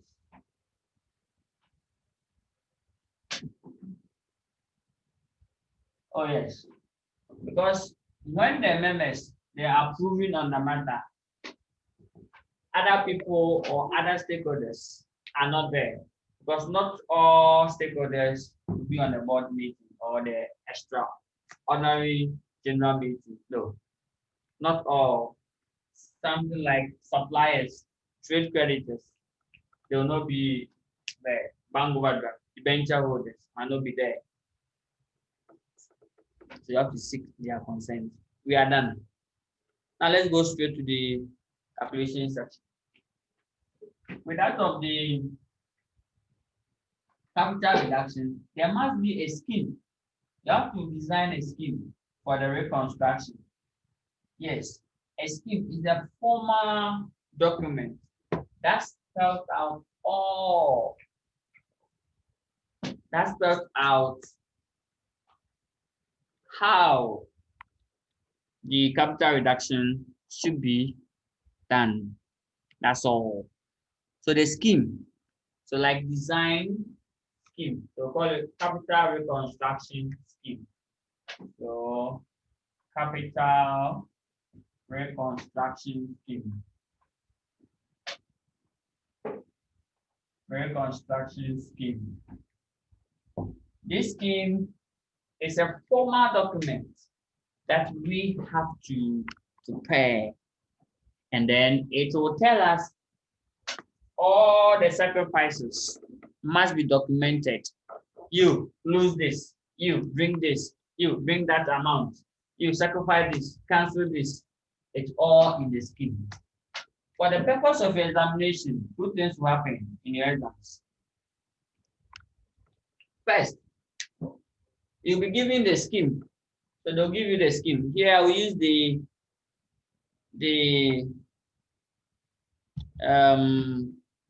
lecture material. So the A is here. First, You'll be given a design scheme of reconstruction. They've already determined the scheme for you of reconstruction of a struggling company, and they'll just ask you to prepare the relevant entries and then the financial position immediately after the scheme has been accepted. So first, we'll give you the scheme. So the scheme will be given. Will be given to you in the exam. And now they will ask you to prepare the following. Only about 3 items. And then the relevant entry. Number 1, the financial position and other entries. And the other entries. So tonight we will scan through this section for tonight. Then tomorrow, between the hours of 3 to 6, we will look at this section 2. And that is all. Then we are done. Great. So when they give you the scheme, and then they ask you to prepare the financial position and other entries, here we are just looking for the double entry. The double entry. Good. The double entry. The relevant entries that you'll be asked to prepare, we are going to look at them. The B part, here, they will not give you the scheme. You have to design your own scheme. And then we have standard steps of designing schemes. So we look at that one too. So these are the 2 questions. So first, they'll give you the scheme, and then they'll ask you to prepare the financial position and other entries. That's one style. Another style, they will give you financial position of a struggling company and ask you to design a scheme for that company. So these are the 2 sections. So now let's pick the very first one. Good. Okay, so that is it. Now, our first question that we are going to pick, they will give us the scheme, and then they will ask us to prepare the financial positions and some other entries. So first, when they give you the scheme, these are the questions, or these are the items that they'll ask us to prepare. First one is the financial position.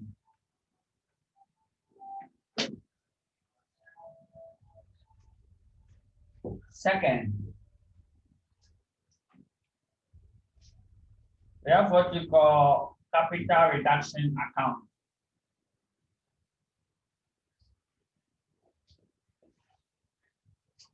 Next, stated capital, or the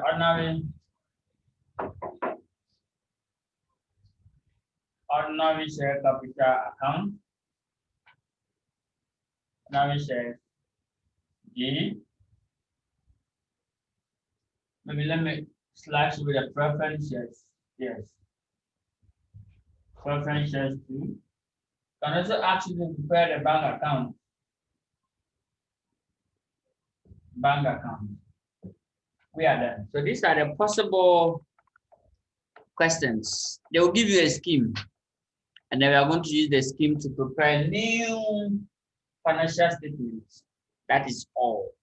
So let's see if you can get a nice illustration to back with it. Nice illustration to look at it with it.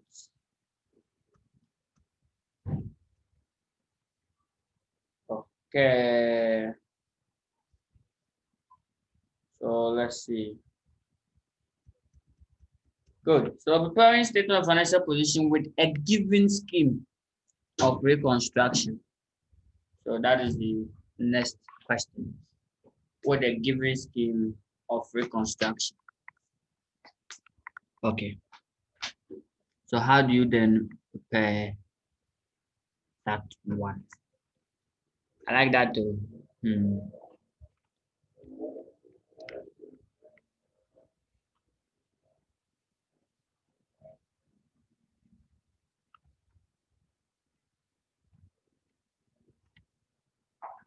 Okay. So we look at this particular question. But before that,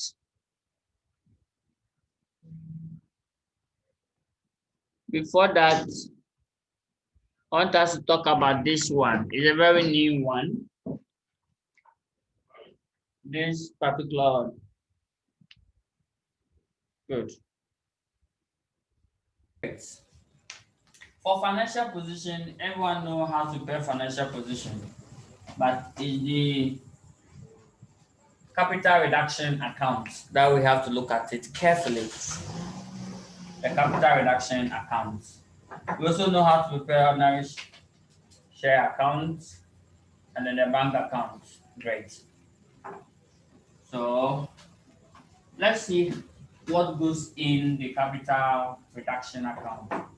The capital reduction, it is an account that we prepare. It's an account that we prepare. Here, all losses, write them here. All losses, all gains, all sacrifices. You ask someone to sacrifice something, and then it's a gain to the company. Great. So take note. If maybe we owe someone 30,000 and we are going to pay the person 29, oh, we are making again 1 cedi. So it's a gain. I'll come and record it here, 1 cedi gain. Yes. And we said that you have to do revaluation. So if you do revaluation and it happens to be a loss, revaluation loss, you bring it here. So all losses, example of losses. Number one, losses on assets. So that's the revaluation losses. Revaluation losses. Number two, liquidation. There will be reorganization expenses. Reorganization expenses, not liquidation. Reorganization expenses. All of them must be recorded here. Here, all gains. What are they? Examples of gain. One, revaluation gain. Two, gains on stated capital. Stated capital. Number three, gains coming from other payments. Gains coming from where? Other payments. So this is how the capital reduction account will be. Truth of the matter is that it must balance. Yes, if it balance, it means that your financial position will balance nicely. If it does not balance, whatever the difference, you transfer the difference to that of the stated capital as capital surplus or revaluation gain, and you are done. So that's how the capital reduction will be. The rest we use the question to do justice to it. Okay. So let's see Kumasi Shoe Factory. Kumasi Shoe Factory. Let's go straight to the requirement. And I like that question though. I like that question. Look at the question.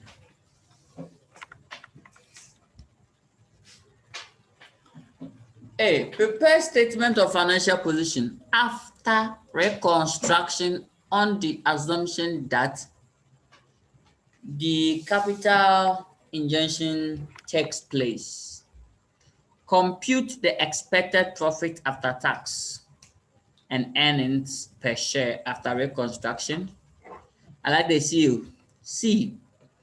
Prepare a statement of distribution if the company were to be liquidated now. That is statement of what? Liquidation. So they need you to prepare a statement of liquidation. That's all. Now you are going to prepare new financial position, but before that, you have to prepare what you call the relevant entries. The capital reduction account. The next one will be the capital and then the bank account. Great. Then that is it. Okay. Now let's go to the main question. Oh wait, they have to give us a struggling company. Kumasi Shoe Factory. Oh, it's not coming. Kumasi Shoe Factory Limited has incurred losses for many years. However, the company is developing a new product which is expected to generate profit of 400,000 per annum in anticipation of an immediate capital injection of 2 million. The company's statement of financial position as at 31st December 2010 is as follows. They'll give you the balance sheet of a struggling company. How do you know that the company is struggling? The retained earnings or the income surplus will be negative. Assets, they are all there. Good. Have you seen the income surplus here? Income surplus, negative, suggesting that the guy starts seeing top. So that's the income surplus. Okay. So first, to prepare the financial position, we have to prepare the capital reduction account number 1, ordinary share capital account that's number 2. Number 3, we have to prepare the bank account before we can prepare a successful financial position. Okay. And then in the financial position, there are few rules. You have to use the revalued amount of the assets, and that's all. So let's go through the note one after the other, and let's see if we can prepare it. If not, then we have to audit the solution. We are going to. Okay, so note 1. The bank overdraft is secured against the property, plant, and equipment, the PP. So that's a fixed charge. Liability with what? A fixed charge. Good. In event of forced sale, in event of what? Forced sale, the asset will be probably raise the following amount. So this is the forced sale value. If you're looking for the proceeds, put it there. They said the directors are therefore proposing a capital reorganization of the company on the following basis. So this is the scheme. Below is the scheme. Let's start. 1, the ordinary share capital should be written down to 200,000 shares of 1 Ghana cedi each. Now, they are saying that whatever be the ordinary share capital, we have to cancel it down up to 200,000. So 200,000 shares, 200,000 shares here by what? 1 Ghana cedi. So that will be 200,000. So quickly, go to the financial position. First, quickly go to the financial position of Kumasi Shoe Limited, of Kumasi Shoe Factory. What's the ordinary share capital?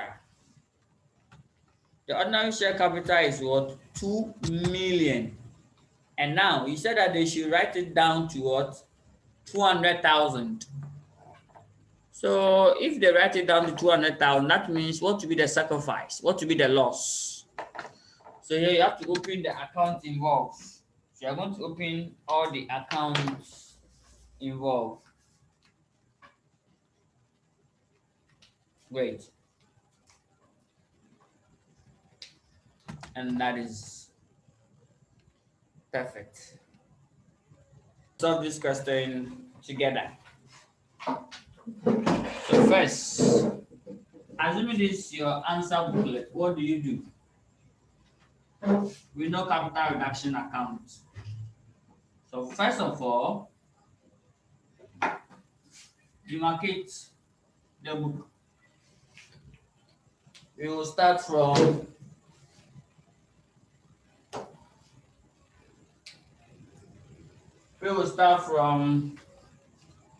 first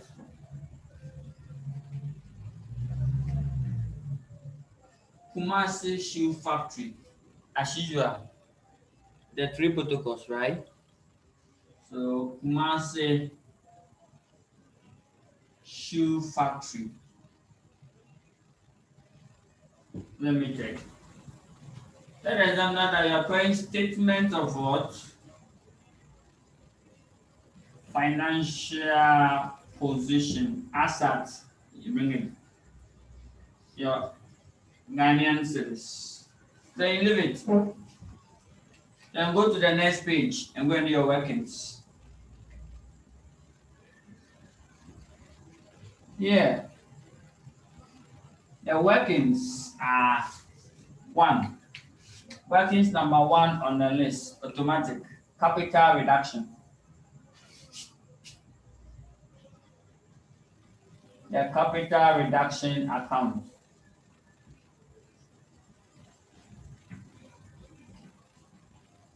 Do it like this. It's a T account.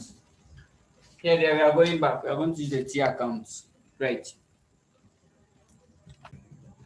Now we can continue the game. So we have our capital reduction account here nicely. Then any other account will follow. You can also have another account such as what? Such as the ordinary share capital. So ordinary share capital account. Please, my board is too small, so you can open it on large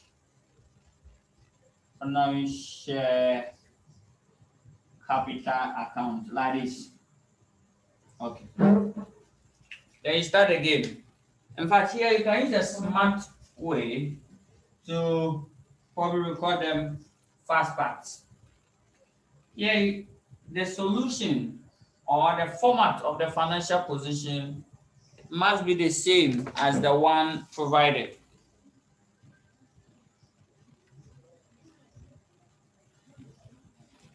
Must be the same as the one provided to you.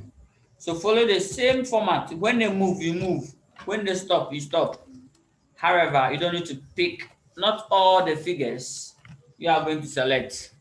These figures that you see here. So they start from PPE to write PPE, inventory, account receivable. Just the names, not the figures. The figures will change because you have to pick the revalued amount. Great. The figures will change because we have to pick the revalued amount.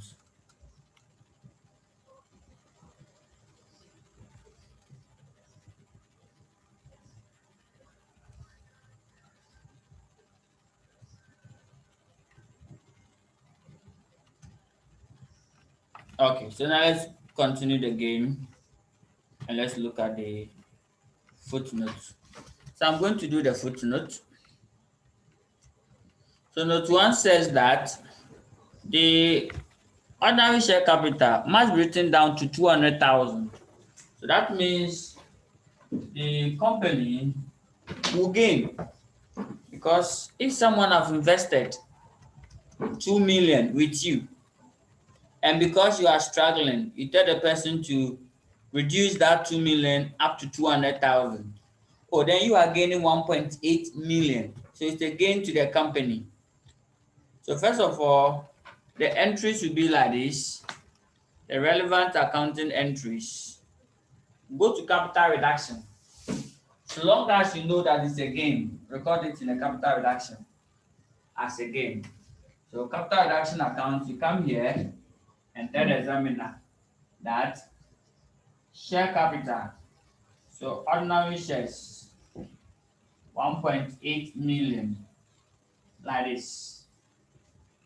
Gains, we all agree that gains come to the credit side or the right side. Then other corresponding entry will come here. So when you go to the capital account, don't forget to record the open balance. The open balance must come here. So call it balance brought down. That's 2 million. Perfect. It's 2 million.